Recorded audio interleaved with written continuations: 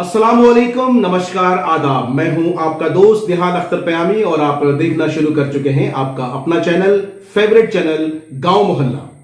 आप में से बेशतर लोग हमसे ये पूछते हैं कि साहब आप किशनगंज के एमआईएम के विधायक के बारे में हमें जानकारी दीजिए। हमें ये बताइए कि इस लॉकडाउन के दौरान, जी हाँ, प्रवासी मजदूर जो क्वारंटाइन सेंटर्स में अवेलेबल हैं, हमारे विधायक, जी हाँ, एमआईएम के विधायक क्या कर रहे हैं? क्या वो अवाम के बीच हैं या दूसरे नेताओं की तरह अपने घरों में आराम फरमा रहे हैं? जाहिर है महत्वपूर्ण सवाल है आपके, तो हमने सोचा क्यों ना इस पर यह वीडियो बनाया जाए और हमने इसके लिए वहां के जो विधायक हैं जनाब कमरुल हुदा साहब, उनसे राब्ता की हमने और उनसे कई तरह के सवालात किए, बहुत सारी जानकारी इकट्ठा की। वीडियो शुरू करने से पहले एक अलग मुद्दे पर, एक अहम मुद्दे पर हम कोचाधामन के विधायक माननीय मुजाहिद साहब का ध्यान आकर्षित करना चाहेंगे। आपको बताते चले कि हम जिस पंचायत से आते हैं, मोदो पंचायत से लेकर बरबट्टा तक, यानी मोदो और बरबट्टा के बीच का जो फीडर है, इसमें पिछले 2 दिन से लाइट नदारद थी। आप यकीन जानिए कल से लेकर आज तक हमने तमाम तर जो ओहदेदारान हैं उनसे बात की, लेकिन ढाक के 3 पार कहीं से कोई सॉल्यूशन नहीं निकला। सवाल यह है कि अगर मामूली तूफान में 10 मिनट के तूफान से अगर बिजली व्यवस्था 2 दिन में नहीं सुधरती है तो यह आपकी नाकामी है, बहुत बड़ी नाकामी है। इसको सुधारने की जरूरत है। आप यकीन जानिए इस सिलसिले में हमने डीएम साहब को फोन लगाया और जो जेई हैं उनसे हमने बात की, लेकिन वही कहा ना, ढाक के 3 पार, सबने सिर्फ आश्वासन दिया। और आप यकीन जानिए अभी थोड़ी देर पहले लाइट आई है और इस लाइट का भी भरोसा नहीं कितनी देर तक ये ठहरे। अब तो इसके लिए सीधे सीधे हम जिम्मेदार केवल जनप्रतिनिधियों को नहीं ठहराएंगे, बल्कि इसके लिए आप भी जिम्मेदार हैं। आप में इतनी दम नहीं है, आपके अंदर इतनी गट्स नहीं है कि आप एक फोन करके जो पदाधिकारी है उनसे बात करें, उनसे आप कहें कि साहब ये जो हमारा मौलिक अधिकार है इसका हनन हो रहा है। अगर बिजली नहीं है तो क्या सिर्फ मैं कहूंगा या मुझ जैसे 2-4 लोग बोलेंगे? आपकी जिम्मेदारी नहीं बनती है? हम सब की जिम्मेदारी बनती है। जब तक समाज का एक एक आदमी खड़ा नहीं होगा तब तक ये सॉल्यूशन आप उम्मीद मत करिए।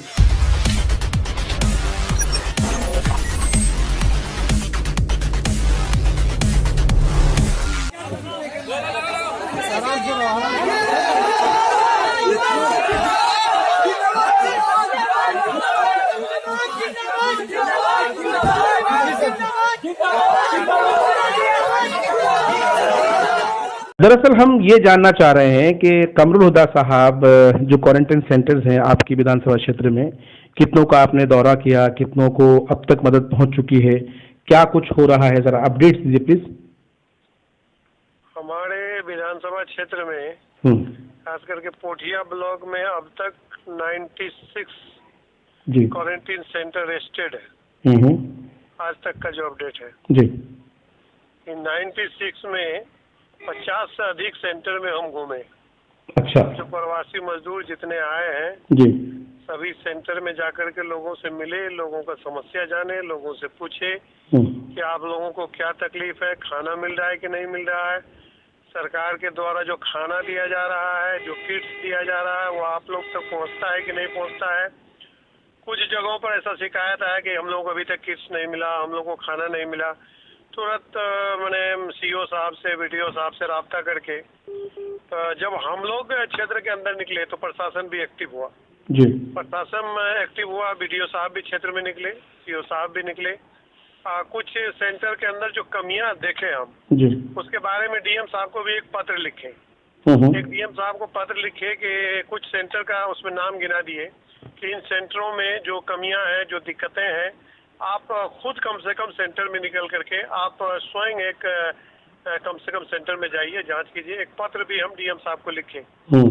पत्र लिखने के बाद डीएम साहब भी उसमें आए, पोठिया गए भी, कई सेंटर में स्वयं जांच भी की है डीएम साहब। तो काफी जो अनियमितता थी सेंटर के अंदर में। सर, आपके कुछ विजुअल्स आजकल सोशल मीडिया पे खूब वायरल हो रहे हैं और एक विजुअल है जिसमें कहीं ना कहीं आपके जाते ही आपके नाम की नारेबाजी होती है। तो इसको लेकर के जो आपके विपक्ष के लोग हैं उनका ये इल्जाम है कि कहीं ना कहीं आप ऐसा नारा आपके तरफ से लगवाया जा रहा है। कितने सच्चाई है इसमें? ये प्रवासी मजदूरों का उत्साह है। प्रवासी मजदूर ये देख रहे हैं कि हमारे सेंटर्स में आते हैं, ये कहीं पर हमारे तरफ से कोई नारा नहीं लगवाया जा रहा है जी। प्रवासी मजदूर अपने जोश में, अपने उत्साह में कि हमारे विधायक हमसे मिलने के लिए आते हैं, हमारे हालचाल जानने के लिए आते हैं, हमारे हालात को पूछने के लिए आते हैं। उसी उत्साह में, उसी जोश बर्दन में वो लोग अपना जो नारेबाजी करते हैं वो। चलिए, ये तो रही ग्रामीण क्षेत्र की बात, लेकिन जो शहरी क्षेत्र है, सिटी की बात है, वहाँ कई लोगों ने हमसे ये कहा कि विधायक तो ईद के चांद हो गए हैं, नजर नहीं आते हैं, इस तरह के भी इल्जामात लग रहे हैं आप पर। अब हो सकता है कि उसमें कुछ हमारे विरोधी दल है, कोई एक आदमी कह दिया होगा। तो यानी आप इस बात को बिल्कुल भी नहीं मान रहे हैं कि ऐसा आपकी तरफ से नहीं है, बल्कि आप शहर में भी जो है लोगों से विजिट कर रहे, मिल रहे हैं? मैं पूरे क्षेत्र में हूँ, लोगों के साथ में हूँ, प्रवासी मजदूरों के साथ में हूँ। अभी नेपाल से मैंने एक चिट्ठी लिखी जी। हाँ, वो क्या है पूरा मामला, जरा बताइए। 200 से अधिक लोग प्रवासी मजदूर हमारे नेपाल में फंसे हुए हैं। अच्छा। जो एक अलग देश का मामला है। उसमें हमने डीएम साहब को लिख करके दिया कि हमारे प्रवासी मजदूर 200 से अधिक नेपाल में फंसे हुए हैं। उसमें से 42 मजदूर जो है नेपाल वाले जो है उनको भेज करके सीमा तक ला करके पहुंचा दिए।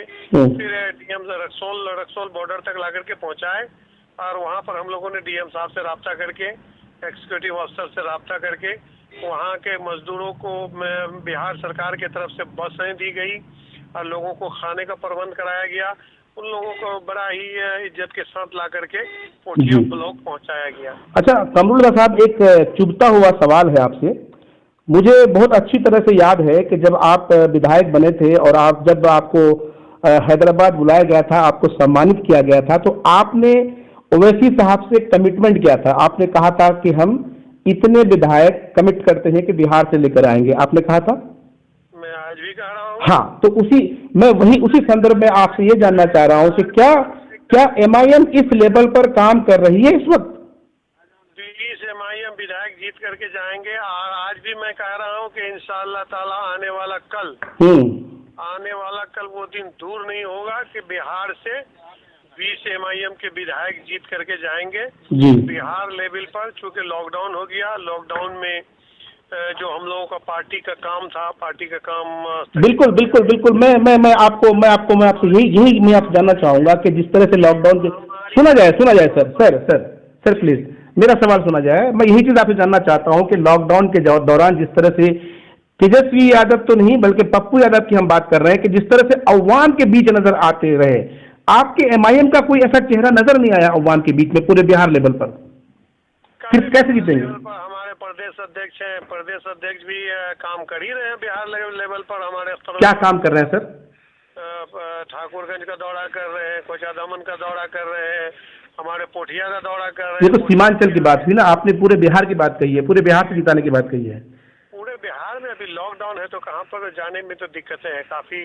ठीक है, आप जा नहीं सकते, लेकिन आपकी टीम तो होगी ना, बड़े लेवल पे आप काम कर रहे हैं, राज्य लेवल पे काम कर रहे हैं, तो वहाँ पे भी तो आपके जिम्मेदार होंगे ना अलग अलग लेवल पर। हमारे जो अररिया के हैं, उसके बाद जो जहाँ पर सहरसा है, पूर्णिया है, दरभंगा है, जहाँ पर हमारी टीम है, हमारी टीम अभी पूरी तरह से हम लोग खड़ा करने के लिए भी जा ही रहे थे पूरा बिहार लेवल पर। ये लॉकडाउन आ गया। लॉकडाउन में चूंकि पार्टी का वर्क हम लोग कर नहीं पाए, जितना भी किए टेलीफोनिक के हिसाब से हम लोगों का जहाँ पर भी कार्यकर्ता है, जो भी हमारे बड़े नेता हैं, वो अपने अपने स्तर पर काम कर रहे हैं। हो सकता है कि और नेता के तरह से दिखावा नहीं कर रहे हैं, हमारे मीडिया में नहीं आ रहे हैं, दिख नहीं पा रहे हैं, लेकिन हमारा जो बिहार लेवल पर है, हमारे पार्टी के नेता, हमारे प्रदेश अध्यक्ष, हमारे और भी जो नेता हैं काम कर रहे हैं, इसमें कहीं दो राय की बात। चलिए, आखिर में एक चीज आपसे जानना चाहूंगा कि आप जिस विधानसभा क्षेत्र से आते हैं, आपके साथ आपके जो प्रबल दावेदारों में से थे, आपके जो कॉम्पिटिटर थे, चाहे वो बीजेपी के उम्मीदवार हों, कांग्रेस को या फिर कांग्रेस के बाद में उम्मीदवार हों, वो आपके इलाके में जो उनकी कारकर्दगी है उस पर क्या रोशनी डालेंगे आप? देखिए, हम किसी के बारे में कमेंट नहीं कर सकते हैं। हम काम कर रहे हैं, अपने काम को गिना सकते हैं। हम क्षेत्र में सक्रिय हैं। सक्रिय इसलिए है कि हमारे जो प्रवासी मजदूर हैं आज परेशान हैं, परेशान हाल हो करके दिल्ली से, मुंबई से, महाराष्ट्र से, पुणे से लोग किशनगंज आ रहे हैं, रास्ते में धक्के खा रहे हैं, रास्ते में परेशानियां उठा रहे हैं, तो उनका हमदर्दी बांटना मेरा काम है। और दूसरे लोग क्या कर रहे हैं, बीजेपी के लोग क्या कर रहे हैं, कांग्रेस के लोग क्या कर रहे हैं, वो उनसे पूछिए। चलिए, नीतीश कुमार जी के कामकाज से कितने मुतमईन है, कितने जो है सेटिस्फाइड कर रहे हैं वो प्रवासी मजदूरों को? देखिए, नीतीश कुमार जी हो या केंद्र का सरकार हमारे नरेंद्र मोदी जी हो, इन लोगों का विदाउट एनी प्लानिंग जी ये जो लॉकडाउन है, जी हमारे नरेंद्र मोदी जी 8 बजे आते हैं, मन की बात रखते हैं और लॉकडाउन लगा देते हैं 22 तारीख को, फिर लॉकडाउन लग गया, कोई प्लानिंग नहीं है।